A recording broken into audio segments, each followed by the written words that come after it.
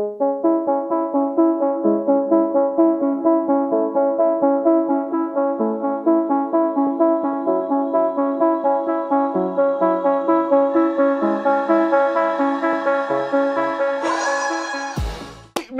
Kuraaku, thanks for coming yes. on the podcast Yeah, man, today, thank man. you for having me again. Oh, yeah. We didn't even mention that the fact that you actually, I kind of like, I'm so envious because you make your beats, and then when you release it, you're also the person that does the graphic for your, Yeah. fuck. So it's like all in-house. Yes. Okay, first, let's talk about, I was at Roots and then Youngstak played some songs and I found out you produced that. So walk me through how like you and Youngstak work together, because it's as if the way you work with him is kind of different from the way you work with other artists. Yes. To be honest, like the whole Million Vibes crew, like shout out Million Vibes all the time. Talented dudes, right? But from the time I met Youngstak, there was something in him that always drew me to want to just like create beats and just send them to him, because he's very, very versatile. Like he can, do Afro beats, R&B, even house music. He shocked me with the house music because, like, as a producer, I'm very versatile too. I don't like to, stick in one genre, like keep inside the box. I like to explore. And I started to like, gravitate towards house music recently, and somebody told me, I'm gonna send some beats to him, let me see what he can do. And yeah, he really shocked me, to be honest. And I like that. I like when an artist has that versatility. They don't, lock themselves in a box when it comes to genres, right?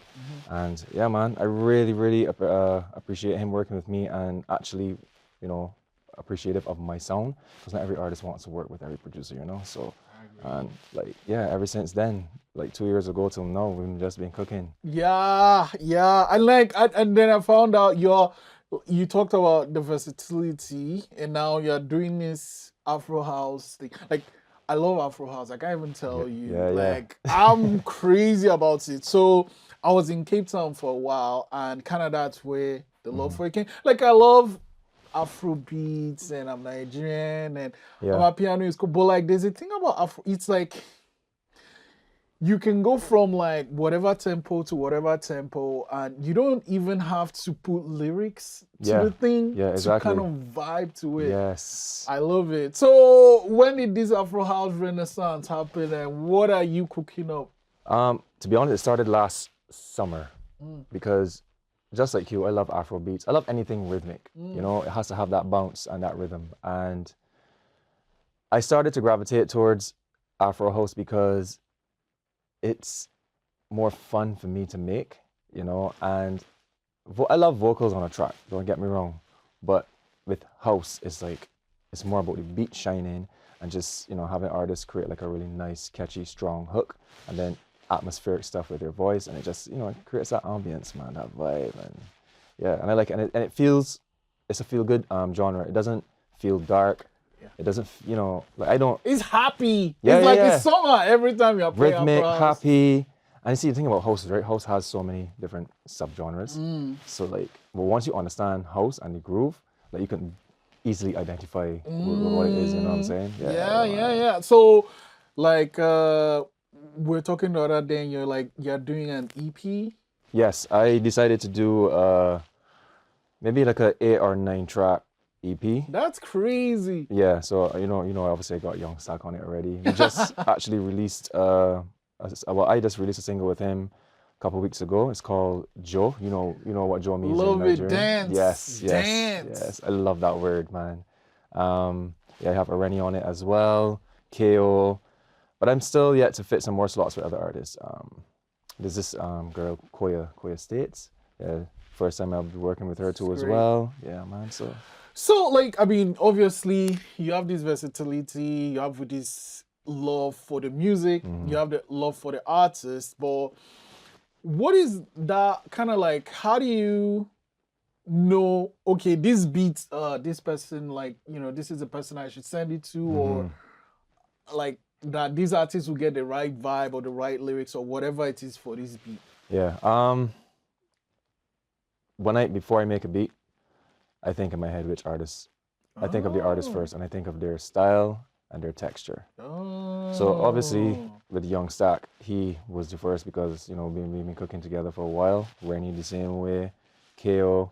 I mean, actually this is my first track, like solid track I'm going to release with KO.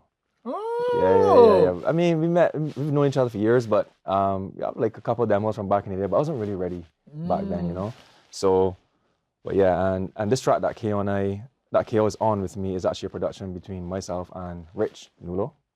Yeah. He's a talented producer too as well. So yo, that guy does magic with the guitar though. yeah, he's very good. I really respect him and appreciate him as a producer. And I've been learning a lot too from him recently in terms of learning Ableton too. Yeah, but he's a boss at it too. So, but yeah, man. Once I know the artist and their style and their texture, then that becomes like an ease kind of thing. Well, with Koya now, obviously I've never worked with her, but I've listened to her before, so I just like send her things that I can hear her on, but I just want to see if she can hear herself on it. Because sometimes artists don't hear themselves on things, but the producer can. Oh. So that's what I more or less do. So do they kind of like send you a demo back, or do they come to your studio to record, or? Sometimes they come, but they normally send a demo. Like I like to encourage artists to, especially ones that I work with closely, like as a business, it's also a part of my business where I track vocals for people and mix and master. But if I'm working with you personally, that's like a relationship where we're bonding together. It's business, but not like that type of business. We're working together. But I like to encourage them to learn how to record themselves. Like with Youngstak, same thing. I give him a template that I have and encourage him to record, because an artist can be anywhere. You can be on vacation or at the beach or whatever, and inspiration may hit you, and then you may have some gear that you can easily just pull out and do your own thing instead of having to rely on other people. So when you say template, is that like a template for a specific app or software? Or? So as I use Logic to mix my vocals, I have a vocal template set up already with like limiters and different plugins and stuff like that, so that artists, when they record, it gives you a boost in terms of an idea of how you would sound, instead of being so dry and bland. So I gave that to him and then showed him what to do and encouraged him to, so that when he's home and he's recording. Oh, so he has to have Logic on his... Yeah. He has his own setup too as well, his own mic, everything. So yeah, man. I was at your place the other day, you had this like powerful mic. They don't need that type of mic for this recording? I am not a mic person. I just know certain mics and what the quality that it does for me. But I would always encourage artists to get like a decent mic. It doesn't have to be anything out of the extraordinary and expensive. Something that's decent. Do your research and yeah, you know what I mean. And in this day and age,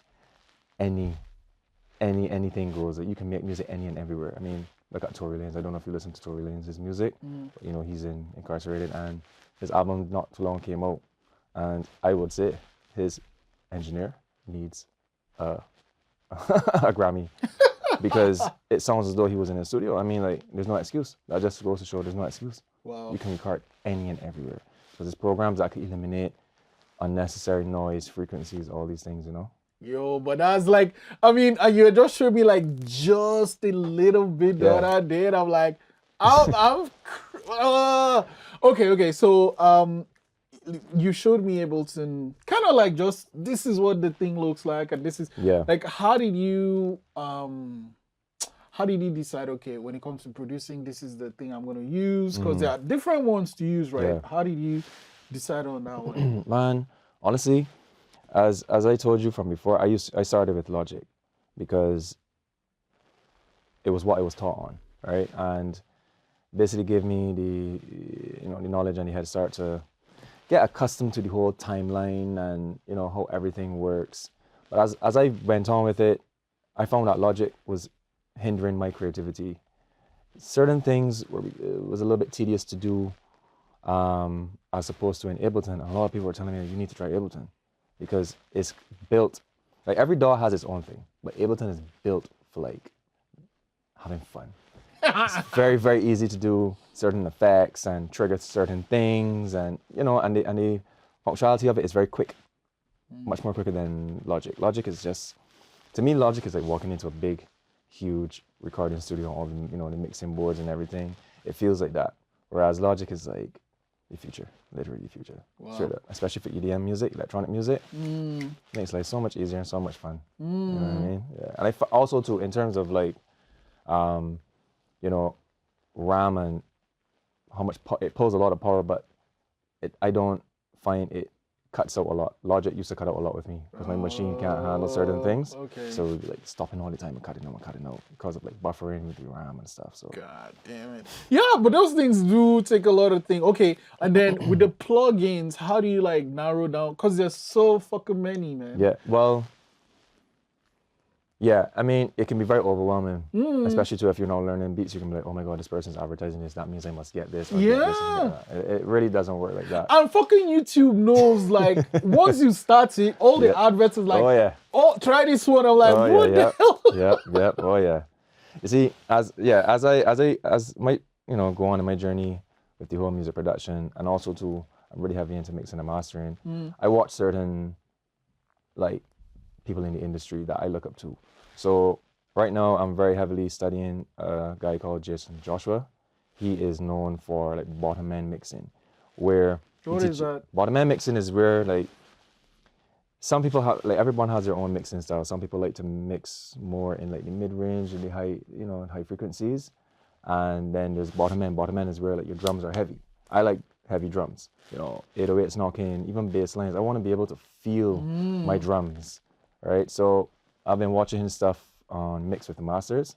That's something that you subscribe for, and they show you everything. Some of them even like pick down certain mixes that they've done for like big artists and how they do it. But the problem with that is that they may use certain programs that I don't. But once you have that knowledge, it basically all programs do the same thing, right? Pretty much. Yeah. So that's what I've been doing now recently. Because when I make beats, I mix and master my drums, everything one time.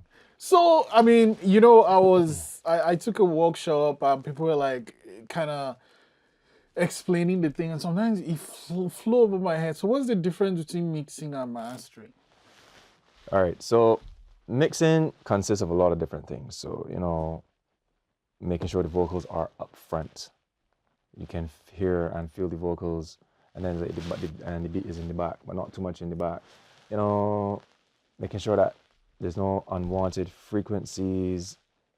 Things it's just so many different little things that go into this whole mixing thing. But there's a thing in this life that we live now where they call it the loudness wars. Because if you listen to music now versus back then, completely different. It's not as loud. Everyone now wants their music so loud. Yeah, I was watching I was watching an interview with Andre 3000 from Outkast. Yeah. And he was saying that everyone's waves file is so full. But like before, you could kind of see the waves move and stuff. Yeah, so back then wave formats were more like, and now it's like boom. It's like everyone wants to be, I want my stuff loud, I want my shit loud, I want it slapping and banging. I mean, and the thing is that in these times you have to learn how to move with the times, right? I mean, there's still some people out there that love that older way of mixing, which I do too, like as well. But I had to learn to join the loudness wars and how to. So that's why I study bottom end mixing, where I mix my drums to be as loud and not loud like, but where more you feel it and not be peaking. Peaking meaning like having my limiter too much and distortion. Yeah, so that's crazy stupid. That's why I guess so. This Afro House project, what is it gonna be called? Do you have an idea? I'm still trying to figure out a name for it. But that's me. I like very simple names, easy to say off of the tongue, and it has a very cool, catchy type of vibe. So 9 songs is it? Do you have all the songs ready? Oh wait, all the production is done. Okay. It's just a matter now of getting like certain artists on it. I may not have all like artists because not every house track needs artists, but that's my aim because I mostly want to like, especially with artists here in this city, young artists that are coming up, like I believe in collaboration all the time. So when I see certain artists, I analyze them, I watch them, I follow them, and then I reach out to them eventually and see what they're up to. So that's just how it is. Collaboration is key for me.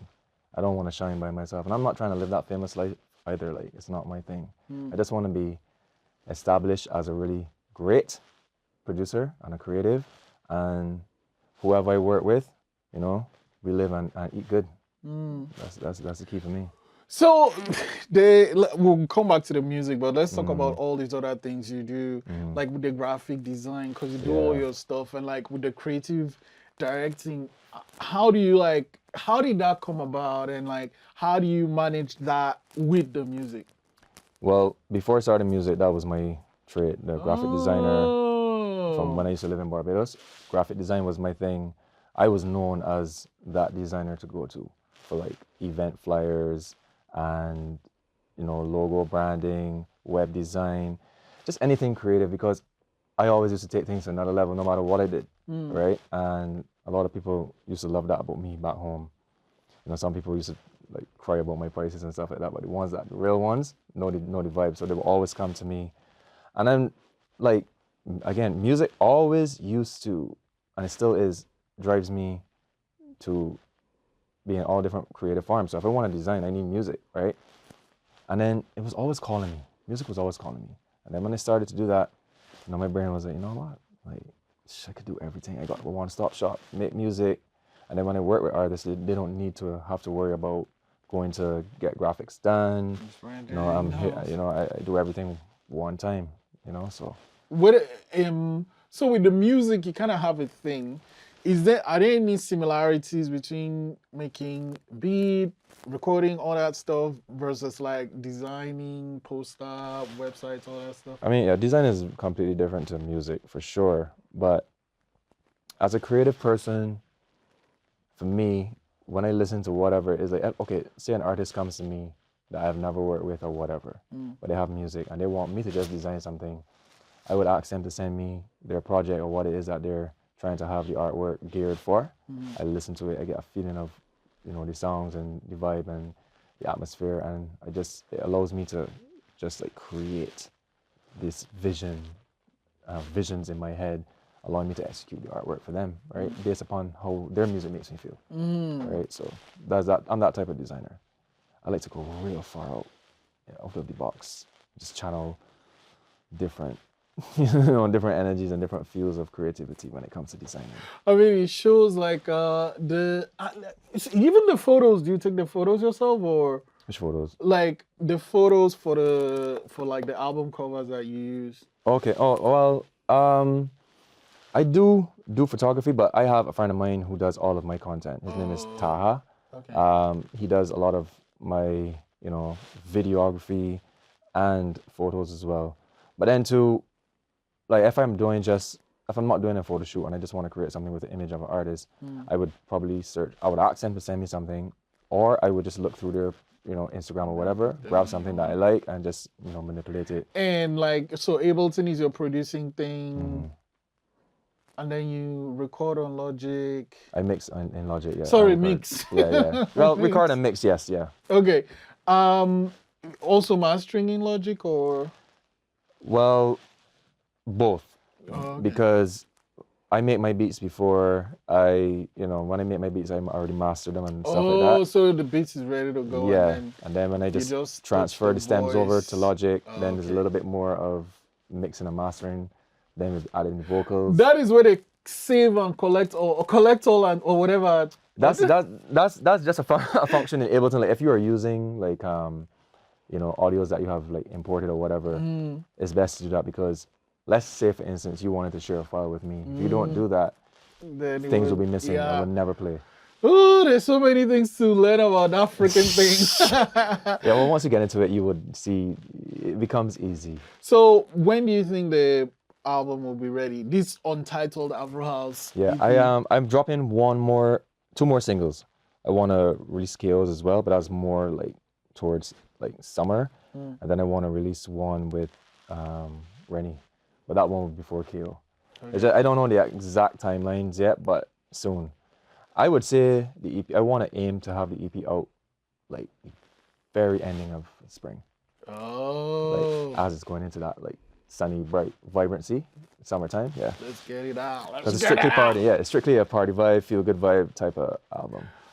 So how do you now? You're like, I'm not sure what the name is, but with the projects you've done so far, or the EPs you've done so far, how do you know that that is the name for that project? Like, how will you know when you have the name for this Afro House? I just know, man.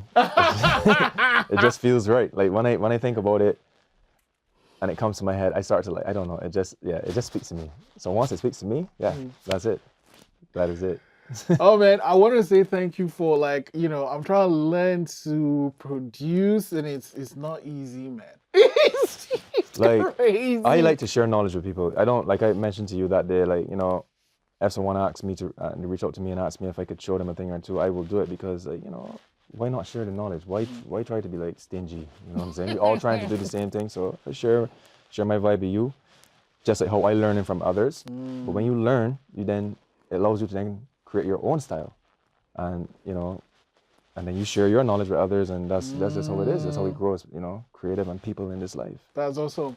Last time you came to the show, I didn't do this, but now I have this question I love to send out guests with. And that's what's something that happened before you were 17 that plays a huge role in the person you are today. Something that happened before I was 17 or while I was like 17? Before you were 17. That happened to me. That's impactful in my life right now to this day. Yeah, that's like something. It's like, okay, it played a huge role in who Karaaku is today. Well, to be honest, I would say when I was 16, like heading on to 17, is when I really decided to not try to just tell myself, oh, I need to go and work for people. I started to learn everything I wanted to learn and just went forward with that in terms of being a creative. Right. I was like, you know what? Nah, I'm done. I need to learn what I love, what I want to do, or what interests me, and then just, aim to make that's my living. I don't want to say a job because, like, I don't like that word. Job. I gotcha. I'm trying to put my passions and my gifts to work. And that's how I want to make a living with my life, through the things I love to do. Man, that's a great way. Okay. So I want to let you go with this tiny piece of magic, though. Okay. So you write a number between 1 and 60. 1 and 60? 1 and 60. Do not show me. Once you've written it, you can show it on the camera so they see. Right back. And then I'm going to use these cards, magic cards, to try and figure out what your number is. Okay. Hopefully, it should work. Right. Okay. Let's see.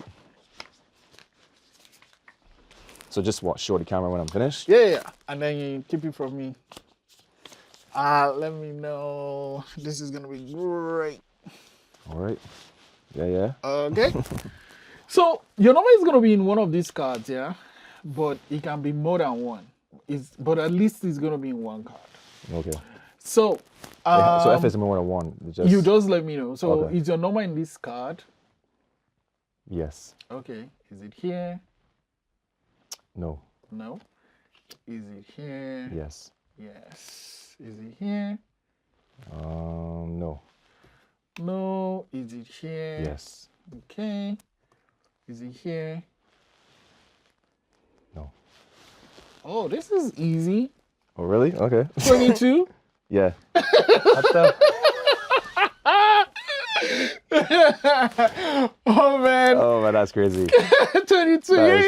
That is crazy. Thank you so much for coming and thank you for showing me a couple of things about Ableton. Hopefully, I know whenever I'm feeling like, okay, I can share something with the world, I'll be like, I'll do a dedication to Karaaku himself. Yes, I appreciate Thanks for it. coming on the show today. Thank you for having me again. I appreciate it.